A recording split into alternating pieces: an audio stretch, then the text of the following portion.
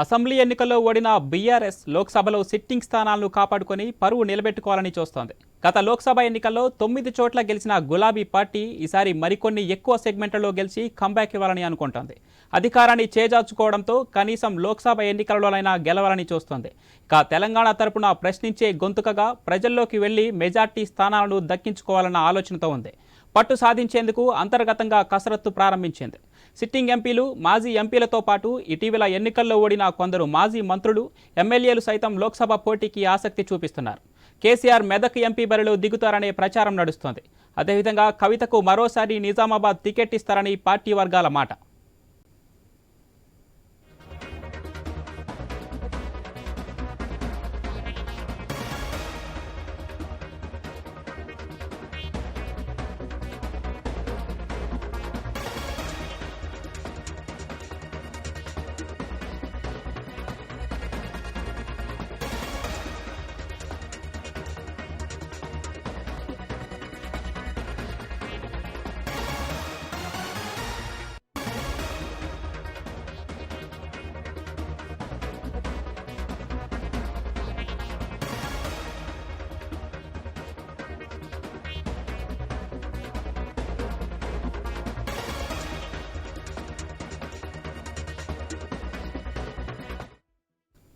Assembly ఎన్నికల్లో ఓడిన BRS లోక్సభలో సిట్టింగ్ స్థానాలను కాపాడుకొని పరువు నిలబెట్టుకోవాలని చూస్తోంది. గత లోక్సభ ఎన్నికల్లో 9 చోట్ల గెలిచిన గులాబీ పార్టీ ఈసారి మరికొన్న ఎక్కువ సెగ్మెంట్లలో గెలిచి కంబ్యాక్ ఇవ్వాలని అనుకుంటోంది. అధికారాన్ని చేజార్చుకోవడంతో కనీసం లోక్సభ ఎన్నికలలోనైనా గెలవాలని చూస్తోంది. తెలంగాణ తరపున ప్రశ్నించే గొంతుకగా ప్రజల్లోకి వెళ్లి మెజార్టీ స్థానాలను దక్కించుకోవాలన్న ఆలోచనతో ఉంది. పట్టు సాధించేందుకు అంతర్గతంగా కసరత్తు ప్రారంభించింది. సిట్టింగ్ ఎంపీలు, మాజీ ఎంపీలతో పాటు ఇటీవల ఎన్నికల్లో ఓడిన కొందరు మాజీ మంత్రులు, ఎమ్మెల్యేలు సైతం లోక్సభ పోటీకి ఆసక్తి చూపిస్తున్నారు. ఇక కేసీఆర్ మెదక్ ఎంపీ బరిలో దిగుతారనే ప్రచారం నడుస్తోంది. అదేవిధంగా కవితకు మరోసారి నిజామాబాద్ టికెట్ ఇస్తారని పార్టీ వర్గాల మాట.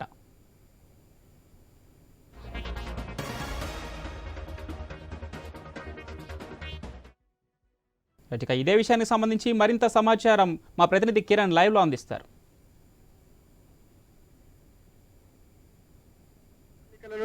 బీఆర్ఎస్ పార్టీ అత్యంత సీరియస్ గా తీసుకుంది. ఎన్నికల సమయం దగ్గర పడుతున్నటువంటి నేపథ్యంలో మొన్న అసెంబ్లీ ఎన్నికల్లో చాలా డ్యామేజ్ అయినటువంటి, అధికారం కోల్పోయి కొంత డ్యామేజ్ అయినటువంటి బీఆర్ఎస్ పార్టీ మళ్ళీ పునర్వైభవం తీసుకొచ్చేలా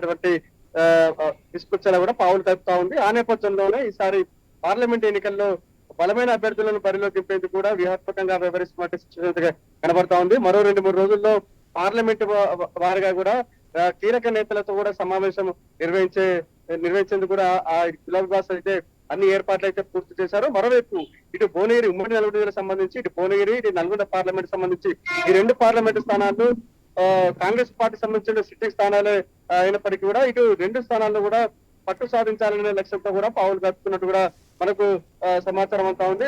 ముఖ్యంగా ఇటు భువనగిరి కావచ్చు, నల్గొండ పార్లమెంటు స్థానాలకు సంబంధించి ఇప్పటికే తాజా మాజీ ఎమ్మెల్యేలతో పాటు కొంతమంది కీలక నేతలు కూడా ఇటు ఖర్చు చేస్తున్నట్టుగా తెలుస్తా ఉంది. ఇటు భువనగిరి పార్లమెంట్ సంబంధించి 2019 ఎన్నికల్లో బూర నరసింహ గౌడ్ బీఆర్ఎస్ పార్టీ నుంచి బరిలో దిగి ఆయన ఓటమి పాలయ్యారు. ఆ తర్వాత ఆయన మునుగోడు బైపుల్లో భాగంగా ఆయన బీఆర్ఎస్ వీడి ఇటు బీజేపీలోకి వెళ్ళడం జరిగింది.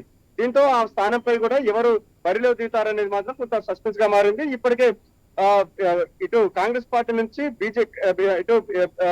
బీజేపీలో చేరారు. బీజేపీ నుంచి మళ్ళీ టీఆర్ఎస్ లో చేరినటువంటి బూడిద భిక్షమయ్య గౌడ్ కూడా ఈసారి భువనగిరి పార్లమెంట్ స్థానంపై కూడా కన్నేశారు. ఆయనతో పాటు జిట్టా బాలకృష్ణారెడ్డి ఇటీవల బీజేపీ నుంచి బీఆర్ఎస్ పార్టీలో చేరినటువంటి జిట్టా బాలకృష్ణారెడ్డి కూడా అటు బీజేపీ భువనగిరి పార్లమెంట్ స్థానం నుంచి బరిలో దిగేందుకు కూడా ఇటు గులాబీ బాస్ వద్ద పైరవీలు చేస్తున్నట్టుగా తెలుస్తా ఉంది.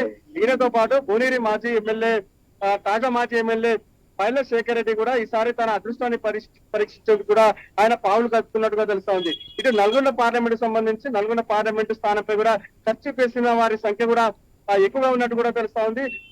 అంటే మాజీ ఎంపీ, అదేవిధంగా ప్రస్తుత శాసన మండలి చైర్మన్ గా ఉన్నటువంటి గుత్తా సుఖేందర్ రెడ్డి తనయుడు గుత్తా అమిత్ రెడ్డి ఈసారి నల్గొండ పార్లమెంట్ స్థానం నుంచి పోటీ చేస్తారని కూడా గుత్తా సుఖేందర్ రెడ్డి ఆయన ప్రచారం చేసుకుంటున్నారు.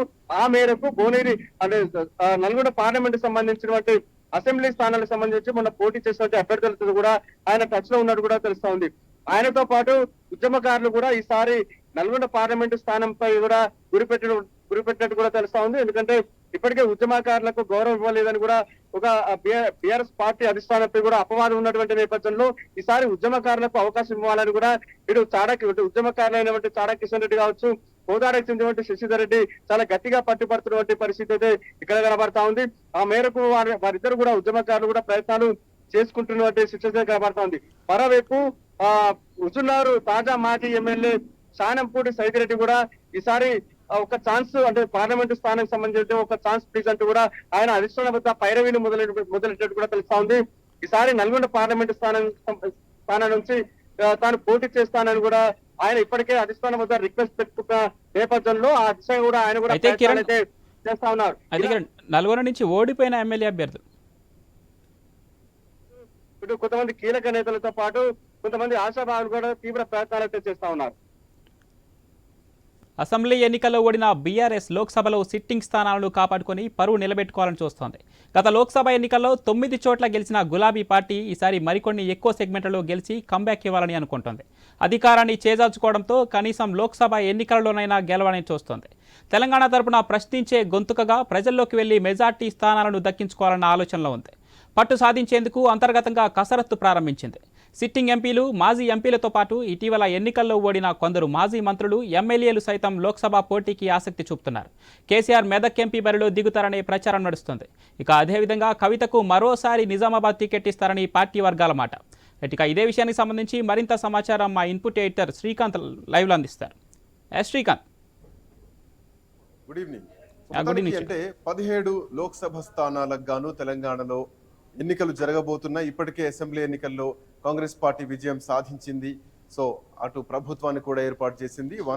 100 రోజుల్లో 6 గ్యారెంటీలను అమలు చేస్తాం, 64 మేనిఫెస్టో అంశాలు ఏవైతున్నాయో వాటిని కూడా ప్రజల్లోకి తీసుకెళ్తామంటూ కూడా మొత్తానికి కాంగ్రెస్ పార్టీ 6 గ్యారెంటీలను అమలు చేసే క్రమంలో ముందుకెళ్తున్నటువంటి పరిస్థితి. సో పార్లమెంట్ ఎన్నికల్లోపే ఈ గ్యారెంటీలన్నీ కూడా ప్రజల్లోకి అందించాలంటూ ముందుకెళ్తున్నారు. మరోవైపు ఈ సంక్రాంతి లోపు మరొక 2 గ్యారెంటీలను కూడా అమలు చేస్తామంటూ కాంగ్రెస్ పార్టీ ముందుకెళ్తున్నటువంటి క్రమంలో ఈసారి అంటే ఇప్పటికే అంటే నిజానికి టిఆర్ఎస్ పార్టీ చాలా ఒక గణనీయమైనటువంటి ఓటు బ్యాంక్ ఉన్నటువంటి టిఆర్ఎస్ పార్టీ ఈసారి అసెంబ్లీ స్థానాల్లో ఓడిపోవడం జరిగింది. 34 స్థానాలకి పరిమితం కావడం జరిగింది.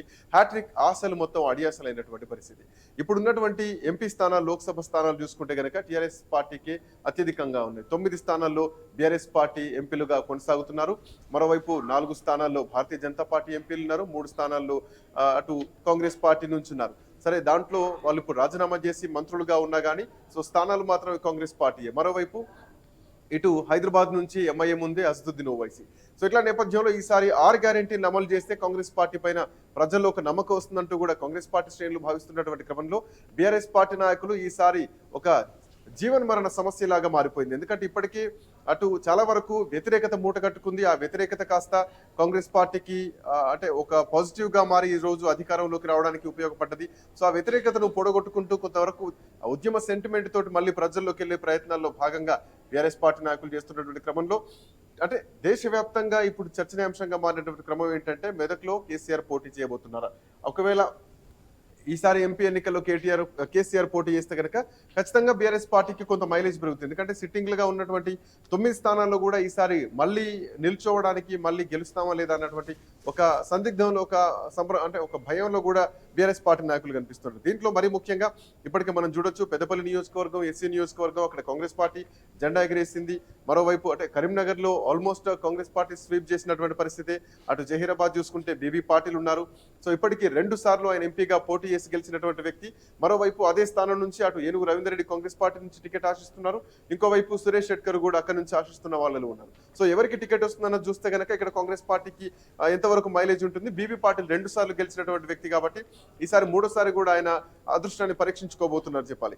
ఇక మెదక్ కొత్త ప్రభాకర్ రెడ్డి ఎంపీగా ఉన్న ఆయన ఈసారి ఆయన గెలవడం జరిగింది. దుబ్బాక నుంచి అసెంబ్లీకి వెళ్ళడం జరిగింది. సో మెదక్ స్థానం కూడా ఈసారి ఖాళీగా ఉన్నటువంటి క్రమంలో భారతీయ జనతా పార్టీ నుంచి ఇటు రఘునందన్ రావుకు ఈసారి ఎంపీగా అవకాశం ఇచ్చే అవకాశం ఉందా, అసెంబ్లీ ఎన్నికల్లో ఓటమి పాలయ్యారు కాబట్టి. లేదంటే కనుక ఇటు మెదక్ నుంచి ఇప్పటికే మనం చూస్తున్నాం అటు విజయశాంతి పేరు వినిపిస్తుంది కాంగ్రెస్ పార్టీ నుంచి. మరోవైపు సంగారెడ్డి గత మాజీ ఎమ్మెల్యే అంటే జగ్గారెడ్డి పేరు కూడా వినిపిస్తోంది. ఇంకొక వైపు ఇదే మెదక్ నుంచి కేసీఆర్ పోటీ చేసే అవకాశాలు. సో ఒకవేళ అదే జరిగితే కనుక ఇటు కాంగ్రెస్ పార్టీ కేసీఆర్ పోటీకి దిగితే విజయశాంతికి టికెట్ ఇస్తారా, లేదంటే జగ్గారెడ్డికి ఇస్తారా, లేదంటే ఎట్లా ఉండబోతోంది? అటు సోనియా గాంధీ కూడా ఈసారి తెలంగాణ నుంచి పోటీ చేస్తున్నటువంటి క్రమంలో ఇక్కడ పోటీ మాత్రం కొంచెం రసవత్తరంగా ఉండే అవకాశాలు మాత్రం స్పష్టంగా కనిపిస్తున్నాయి. మెదక్ జిల్లా చూసుకుంటే మరొక కామారెడ్డి అయ్యే అవకాశాలు మాత్రం స్పష్టంగా కనిపిస్తున్నాయి ఒకవేళ సోనియా గాంధీ వస్తే కనుక. లేదంటే కనుక విజయశాంతికి అవకాశం ఇచ్చినా కానీ ఖచ్చితంగా విజయశాంతికి తెలంగాణలో రావులమ్మ అంటూ అంటే ఒక ఎంబ్లమ్ ఉంది, ఒక ఐడెంటిటీ ఉంది రావులమ్మ అని. సో ఇట్లా నేపథ్యంలో విజయశాంతి ఒక fire brand. At the same time గతంలో తల్లి తెలంగాణ పార్టీ పెట్టి ఆ పార్టీని టీఆర్ఎస్ పార్టీలో విలీనం చేయడం జరిగింది. కేసీఆర్ నుంచి మోసపోయి పార్టీ నుంచి బయటకు వెళ్ళడం జరిగింది. సో ఆ రోజు నుంచి కూడా ప్రతిపక్షంలో ఉంటూ కేసీఆర్ పైన యుద్ధం చేస్తోంది విజయశాంతి. సో ఇట్లా నేపథ్యంలో విజయశాంతికి ఏమైనా టికెట్ ఇస్తారా? ఇది కూడా ప్రస్తుతానికి ఒక క్వశ్చన్ మార్క్ అయితే ఉంది. సరే, తీరా ఎన్నికల టైంలో పార్టీలోకి వచ్చినా కానీ విజయశాంతి బ్రాండ్ మాత్రం ఖచ్చితంగా ఉంటుంది. ఎట్లా ఉండబోతుంది అన్నది కూడా చూడాలి. మెదక్ చూసుకుంటే కనుక ఇక చేవెళ్ల రంజిత్ రెడ్డి అక్కడ నుంచి ఎంపీగా ఉన్నటువంటి వ్యక్తి, మహబూబ్ నగర్ కూడా బీఆర్ఎస్ పార్టీ శ్రీనివాస్ రెడ్డి ఉన్నారు, మన్ని శ్రీనివాస్ రెడ్డి, నాగర్ కర్నూలు నుంచి రాములు, అట్లాగే వరంగల్ నుంచి పస్నూరి దయాకర్. సో వరంగల్ కూడా ఈసారి కొంచెం టఫ్ ఉండే అవకాశాలు స్పష్టంగా ఉన్నాయి. ఎందుకంటే వరంగల్ జిల్లాలో ఇప్పటికే అంటే అటు తాటికొండ రాజయ్య స్టేషన్ గన్పూర్ మాజీ ఎమ్మెల్యే. సో ఆయనకు టికెట్ ఇవ్వకుండా ఈసారి కడియం శ్రీహరికి టికెట్ ఇవ్వడం జరిగింది. సో కడియం ఈసారి అంటే జనరల్ గా ఏంటంటే వీళ్ళిద్దరిట్లలో ఒకరు అసెంబ్లీలో ఉంటే ఒకరు పార్లమెంట్ లో ఉంటారు. సో ఇట్లా నేపథ్యంలో ఒక అండర్స్టాండింగ్ తోటే ఎంపీ టికెట్ ఇస్తామని చెప్పేసి రాజయ్యను ఆ రోజు కాంప్రమైజ్ చేసి కడియంకు టికెట్ ఇచ్చారా అన్నది అంతర్గత విషయమైనా కానీ ఈసారి కడియం శ్రీహరికి అక్కడ ఎంపీ టికెట్ వస్తుందన్నటువంటి ఊహాగానాలు వినిపిస్తుంటే, మరోవైపు కడియం శ్రీహరి కూతురు కూడా ఆయన కూతురు కోసం కూడా గతంలో టికెట్ కోసం ప్రయత్నం చేశారు కడియం శ్రీహరి. ఆయన కూడా ఎంపీ టికెట్ కోసం తన కూతురు కడియం కావ్యను కూడా రేస్ లోకి తీసుకొస్తున్నారు అన్న ఒక వార్త మాత్రం వినిపిస్తోంది. సరే, ఏదేమైనా అది అఫీషియల్ డిక్లరేషన్ మాత్రం పార్టీ నుంచి రావాల్సిన అవసరం ఉంటుంది. ఇక ఈ అంశం ఎట్లా ఉంటే కనుక భారతీయ జనతా పార్టీ ఎట్లా నిర్ణయం తీసుకోబోతోంది?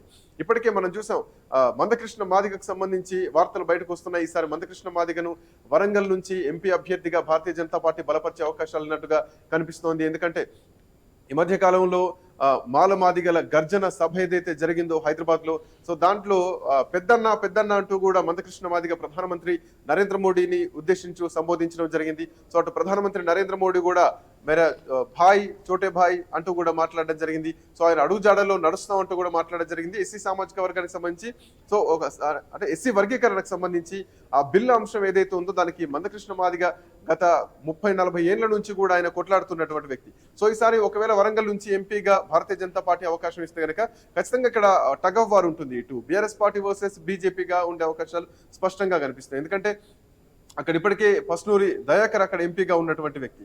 సో ఎట్లా ఉండబోతోంది? ఓవరాల్ గా అదొక ఒక సేమ్ సామాజిక వర్గం కాబట్టి ఖచ్చితంగా పోటీ ఉంటుంది. సో ప్రజలు ఎటువైపు తిరగబోతారన్నది కూడా చూడాలి. ఎందుకంటే ఎస్సీ సామాజిక వర్గం చెందినటువంటి ఓట్లు చాలా గణనీయంగా ఉంటాయి కాబట్టి. సో ఈసారి వరంగల్ పోటీ ఎట్లా ఉండబోతుంది అన్నది చూడాలి. మరొక వైపు కాంగ్రెస్ పార్టీ కూడా ఈసారి అంతే టగ్ ఆఫ్ వార్ ఇచ్చే అవకాశాలు. ఎందుకంటే కాంగ్రెస్ పార్టీ నుంచి అక్కడ స్టేషన్ గన్పూర్ నుంచి ఇందిర పోటీ చేసి ఓడిపోవడం జరిగింది. మరొక వైపు జనగామ నుంచి కూడా కాంగ్రెస్ పార్టీ ఓటమి పాలైనటువంటి పరిస్థితి కనిపించింది. సో ఇట్లా నేపథ్యంలో కాంగ్రెస్ పార్టీ ఈసారి అద్దంకి దయాకర్కి ఏమైనా అవకాశం ఇస్తుంది అన్నది కూడా ప్రధానంగా ఉంది. ఇక మహబూబ్ నగర్ విషయం చూసుకుంటే కనుక మాలోత్ కవిత ఉన్నారు అక్కడ. ఖమ్మం నుంచి నామా నాగేశ్వరరావు సిట్టింగ్ ఎంపీగా ఉన్నారు. అటు పువ్వాడ బరిలో ఉన్నారు బీఆర్ఎస్ పార్టీ నుంచి. At the same time Congress party నుంచి రేణుకా చౌదరి, పొంగులేటి శ్రీనివాస్ రెడ్డి వాళ్ళ తమ్ముడు పేరు కూడా వినిపిస్తుంది. సో ఏం జరగబోతోంది? ఈ సిట్టింగ్ లకు ఎవరికి టికెట్లు రాబోతున్నాయి? ఓవరాల్ గా ఒక బీఆర్ఎస్ పార్టీకి మాత్రం ఈసారి సిట్టింగ్ స్థానాలను కాపాడుకుంటూ వెళ్లాల్సిన అవసరం మాత్రం ఖచ్చితంగా ఉంది. బట్ ఎట్లా ఉండబోతోంది? కాంగ్రెస్ పార్టీ వర్సెస్ బీఆర్ఎస్ ఉండబోతుందా, లేదంటే ఈ 6 గ్యారెంటీలు ప్రజల్లోకి తీసుకెళ్తున్నటువంటి క్రమంలో కాంగ్రెస్ పార్టీ వర్సెస్ భారతీయ జనతా పార్టీలా ఉండబోతుందా, అమిత్ షా వ్యూహం ఎట్లా ఉండబోతోంది? ఇవన్నీ కూడా ప్రధానంగా చర్చనీయాంశంగా మారినటువంటి పరిస్థితి మాత్రం ఈ లోక్సభ ఎన్నికల్లో కనిపిస్తోంది. Pawan, right, thanks for the update Srikanth.